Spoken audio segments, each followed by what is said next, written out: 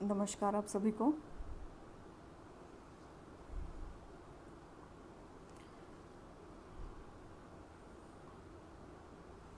आज हम क्विकली दो मुद्दों पे फटाफट बात करेंगे।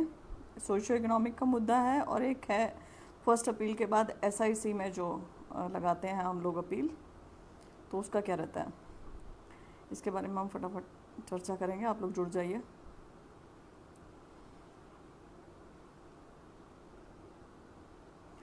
राम राम विनय कुमार जी, परवेश ढुल, ठीक हूँ भाई। नमस्ते सुमित मलिक जी, करनैल सिंह, मैं एकदम बढ़िया हूँ सर।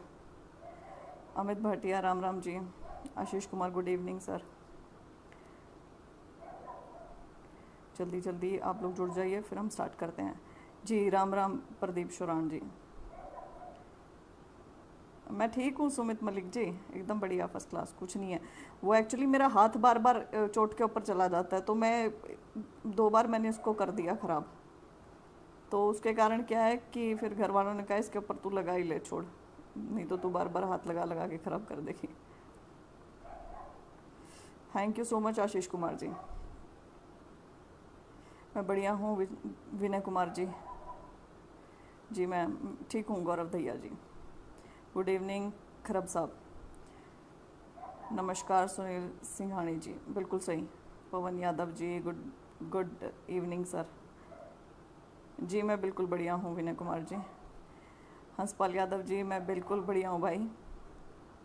नहीं अमित भाटिया जी, ज़्यादा नहीं लगी, बस ये है कि ओपन रहती है तो बार बार गलती से हाथ चला जाता है। Anyways, let's come to the topic now.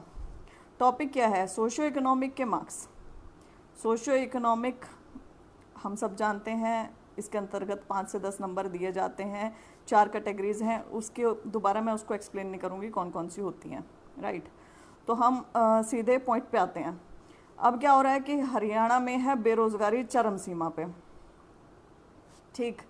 और चरम सीमा पे बेरोजगारी है, तो जो ग्रेजुएट लेवल के एग्ज़ाम्स होते हैं वो हर कोई अभ्यर्थी भरता है। HSSC में जैसे आप ये देखिए, क्लर्क का एग्ज़ाम है। मेरे हिसाब से हरियाणा के काफ़ी अभ्यर्थियों ने ये एग्ज़ाम दिया होगा, इसमें अपीयर किए होंगे। टेक्निकल में जो इंजीनियरिंग जिसने की हुई है उन्होंने जेई के एग्ज़ाम 100% दिए होंगे, ग्रुप डी के एग्ज़ाम दिए होंगे, ठीक। तो बेरोजगारी चरम सीमा पे, तो ये सब एग्ज़ाम्स देते हैं। और जब ये सब एग्ज़ाम्स देते हैं तो यदि कोई अभ्यर्थी जो सोशियो इकोनॉमिक के अंकों के लिए एलिजिबल है, वो हर एक फॉर्म में लिखेगा कि मैं सोशियो इकोनॉमिक के अंकों के लिए एलिजिबल हूँ, और ऐसे ही वो अपने डॉक्यूमेंट्स भी देगा। तो इससे क्या हो रहा है कि ग्रुप डी में जिसका चयन हो गया सोशियो इकोनॉमिक के अंक लेकर, उसने वही सेम फॉर्म तो जेई में भर रखा होगा, वही सेम फॉर्म उसने क्लर्क में भर रखा होगा। तो क्या होगा कि 5 अंक लेके वो नौकरी पा चुका है, जो जिसके उसे नंबर नहीं मिलने चाहिए आगे, लेकिन वो सिस्टम के फेलियर या इनएफिशिएंसी आप लगा लीजिए, उसकी वजह से वो 5 नंबर जेई में भी लेगा और वो 5 नंबर आगे क्लर्क में भी लेगा। इससे क्या हो रहा है, जो योग्य अभ्यर्थी है, जिसका चयन होना चाहिए था, जिसको नौकरी मिली ही नहीं अब तक, वो बाहर हो गया अपने आप ही। तो यहाँ हम सब अपील करना चाहते हैं, क्लर्क का जो रिज़ल्ट आए उसमें जो अभ्यर्थी पहले ग्रुप डी में सिलेक्ट हो चुके हैं या जेई में सिलेक्ट हो चुके हैं, उनकी छंटनी करे HSSC। कोई ना कोई सिस्टम ऐसा लगाकर कहीं ना कहीं से, क्योंकि सब ने वहाँ रजिस्ट्रेशन कर रखा होगा, सबकी लॉगिन आईडी सब कुछ वहाँ पे रजिस्टर्ड रहता है। HSSC को पता होता है, यदि वो अपने सिस्टम में छाने तो एक XYZ अभ्यर्थी जो जेई में अब सिलेक्ट हो चुके हैं, वही XYZ अभ्यर्थी ने क्लर्क का भी DV दिया हुआ है, तो उस अभ्यर्थी के 5 नंबर सोशियो इकोनॉमिक के ना लगाए जाएं। ऐसा कमीशन करे ताकि क्लर्क के रिजल्ट में जो योग्य अभ्यर्थी हैं उनका चयन हो सके। अन्यथा क्या होगा कि जेई वाले जो सिलेक्ट हो चुके होंगे वो क्लर्क में भी शायद सिलेक्ट हो जाएंगे, जो सीटें आगे वेकेंट पड़ी रहेंगी और बाकी बच्चे वेटिंग में चले जाएंगे, और वेटिंग साल भर तक फिर आगे क्लियर होती रहेगी, जो बहुत लंबा प्रोसीजर हो जाएगा।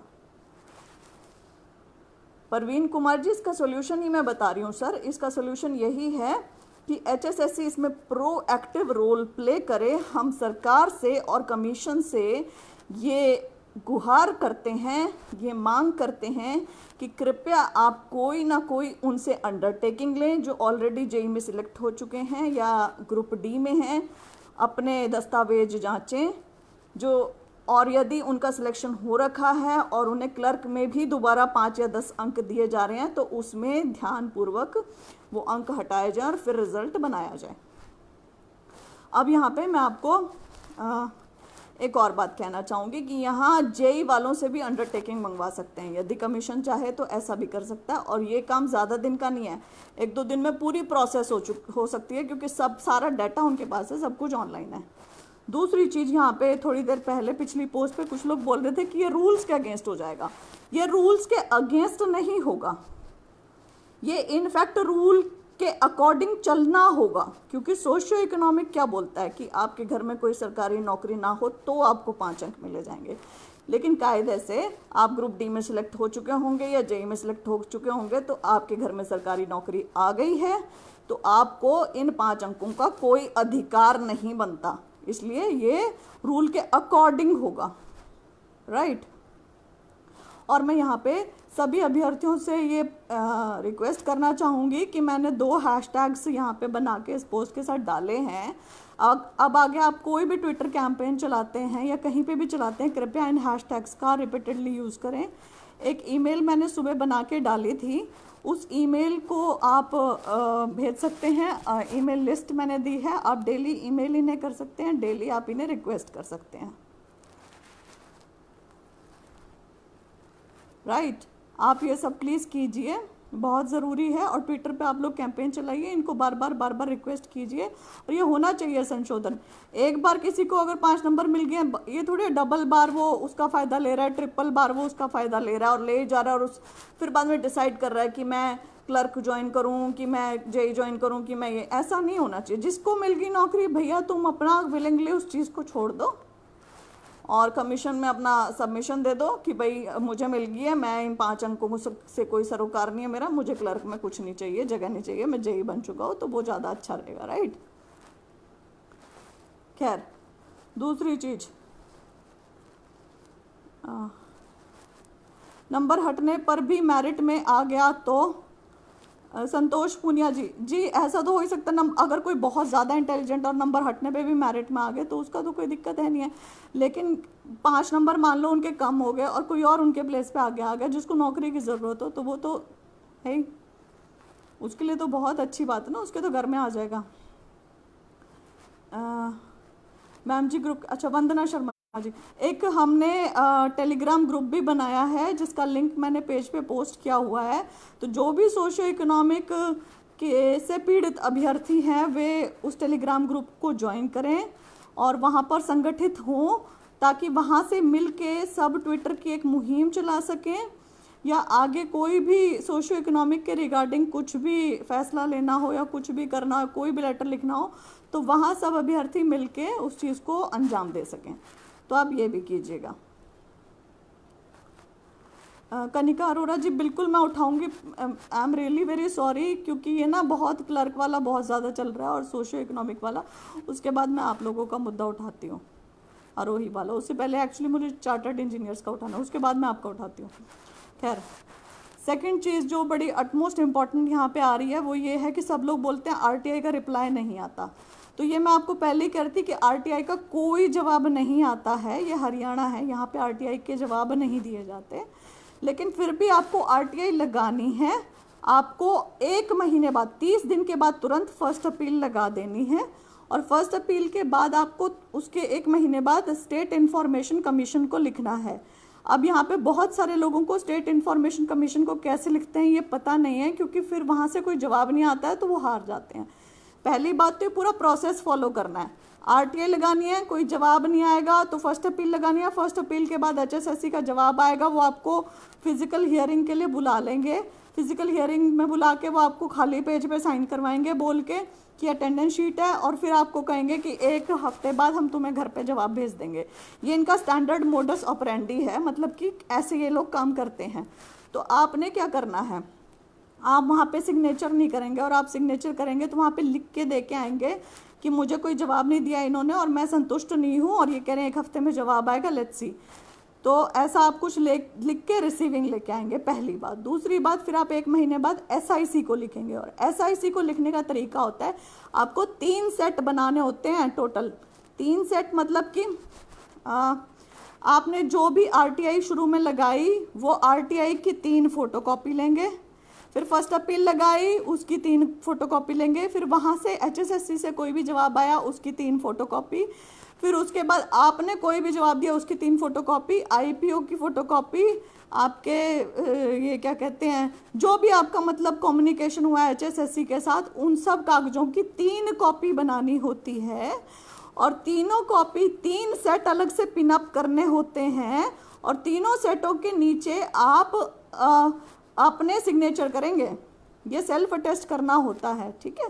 आप हर एक कागज को अपने हाथ से सेल्फ अटेस्ट करेंगे, फिर उन तीनों को एक बड़े पीले लिफाफे में डाल के, जैसे भी लिफाफे में डाल के आपको तब स्टेट इंफॉर्मेशन कमीशन को भेजना होता है। स्टेट इंफॉर्मेशन कमीशन को भेजने के बाद आपको 1 महीने तक इंतज़ार करना है। 1 महीने तक यदि उनका कोई कम्युनिकेशन उनकी तरफ से नहीं होता है तो गूगल पे नंबर है, आप उन्हें कॉल करेंगे और आप उन्हें बताएंगे कि ऐसे ऐसे आपने स्टेट इंफॉर्मेशन कमीशन को लिखा था। आप एक बात ध्यान रखिए, यदि आपने 3 सेट नहीं बना के दिए होंगे ना तो वो आपको बुलाएंगे नहीं, पहली बात। यदि आपने एक भी कागज अपना साइन नहीं किया होगा तो भी वो आपको नहीं बुलाएंगे। इसलिए आपको ये चीज़ें ध्यान रखनी है कि आपने 3-3 सेट बना के भेजने, और हर एक कागज़ को अपने हाथ से साइन करना है। नीचे अपना नाम, अपना पता, अपना फ़ोन नंबर, अपना ईमेल एड्रेस, ये सारा संपर्क सूत्र भी देना है ताकि वो आपको कॉल कर सकें। फिर उसके बाद 1 महीने बाद आप उनको कॉल करोगे, यदि वो आप उनको बताओगे ऐसे ऐसे मेरा केस है, वो कहेंगे ठीक है, हम आपको एक हफ्ते के अंदर अंदर पूछ के और फिर फिजिकल हियरिंग के लिए बुलाते हैं। वो आपको यदि 1 हफ्ते के अंदर कॉल नहीं करते हैं तो आप उनको दोबारा कॉल करोगे और आप कहोगे मुझे बुलाओ। अब यहाँ पे वो सतर्क होते हैं और वो आपको अगले दिन या 2 दिन के अंदर अंदर लेटर भेज देते हैं कि ठीक है भैया आ जाओ। ये तरीका होता है इनका, ऐसे काम कर रहा है हरियाणा में इंफॉर्मेशन सिस्टम। तो ये आप ढंग से समझ लीजिए, और ऐसे ही आपने RTI लगानी है, ऐसे ही फर्स्ट अपील लगानी है, ऐसे ही SIC को लिखना है, ठीक है। यदि यहाँ पे किसी का कोई सवाल है तो मैं लेती हूँ, उसके बाद नहीं तो हम डिस्कस कर चुके हैं। क्लर्क के लिए मुहिम सबसे पहले उठानी है कि जिनको सोशो इकोनॉमिक के ऑलरेडी मार्क्स मिल चुके हैं, कृपया करके उनकी छटनी करके और उनको बाहर किया जाए, और जो ज़रूरतमंद हैं, जो मतलब ऑलरेडी योग्य हैं या जिनको और मिलके जो और सोशो इकोनॉमिक के मार्क्स मिलके जो अंदर आ सकते हैं, बिना उनके अंदर आ सकते हैं, उनको लिया जाए कि वो सीट खराब करी जाए। राजेश इंसा जी, सेव 1983 PTI। सर PTI का एग्ज़ाम होगा, आप ये चीज़ मुझसे आज लिखवा लो, कल लिखवा लो, क्योंकि ये 2 जजेस का फैसला है सुप्रीम कोर्ट का, और बड़ा मुश्किल होगा इस फैसले को रिव्यू करना, भी बहुत ज़्यादा मुश्किल है। रिव्यू भी हाई कोर्ट नहीं कर सकता, हाई कोर्ट के पचड़ों में मत पड़ना आप, बिल्कुल भी किसी हाई कोर्ट के वकील की बातों में मत आना। सुप्रीम कोर्ट ही कर सकता, और वो हो नहीं सकता।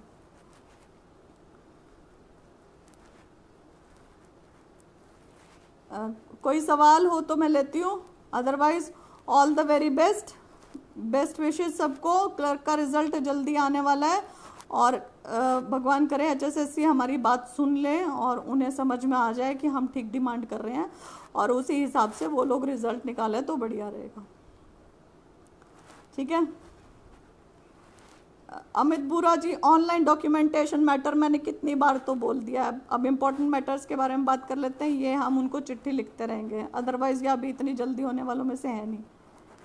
प्रदीप वर्मा जी, सोशियो इकोनॉमिक को रिमूव करने की बात तो चल ही रही है, और रिमूव नहीं अमेंड होंगे ये सर। जो ज़रूरतमंद है ना, जो विधवा हैं, जो पिता विहीन है या जो अनाथ हैं, उनको तो मिलना ही चाहिए, उनको 1 से 2 नंबर दें। मैं इसके बाद हर एक अभ्यर्थी को एक और अपील करना चाहूँगी, वो ये कि घबराएं नहीं और डरे नहीं बिल्कुल भी। अपनी बात ना स्वयं कहना सीखो, अपनी बात खुद कहो, जो आप कहना चाहते हो, जो आप डिमांड करना चाहते हो, जो आप हरियाणा सरकार से कहना चाहते हो, कमीशन को कहना चाहते हो। आपकी जायज़ डिमांड रहेगी, आपकी जायज़ कुछ भी रहेगा, मैं उसे शेयर करने के लिए तैयार हूँ, ठीक है। और जैसे 2015 के अभ्यर्थियों को आपने देखा था, अपने रिजल्ट के लिए उन्होंने खुद सबने आगे आके बोला है, खुद उन्होंने कितनी मेहनत की है। पीजीटी संस्कृत वाले खुद कितनी मेहनत कर रहे हैं, दिन रात लगे हुए हैं। अपनी जिसको पीड़ा है ना वो इंसान बोलेगा और अपनी पीड़ा पहुंचाएगा तो उसका अलग ही असर होता है। तो आप इस चीज़ को भी समझें। आप अपनी खुद की वीडियोस बनाएं, खुद अपनी वीडियोस में टैग करें आप जिसको भेजना चाह रहे हैं। आप सीएम साहब को, डीसीएम साहब को, चीफ सेक्रेटरी मैडम को, सेक्रेटरी एचएसएससी, चेयरमैन एचएसएससी, जिनको भी आप भेजना चाहते हैं, मीडिया हो गया, विपक्ष हो गया, आप उन सबको टैग करें और आप अपनी बात स्वयं कहें तो बहुत ज़्यादा इफ़ेक्टिव रहेगा। ये आपको खुद करना चाहिए, आपको किसी चीज़ से करना चाहिए। आप जायज़ डिमांड कर रहे हैं, ये नाजायज़ नहीं है, किसी रूल के अगेंस्ट नहीं है। कोई भी ये चीज़ बोलता है कि रूल के अगेंस्ट है तो वो नहीं है, इनफैक्ट ये रूल के ऊपर है।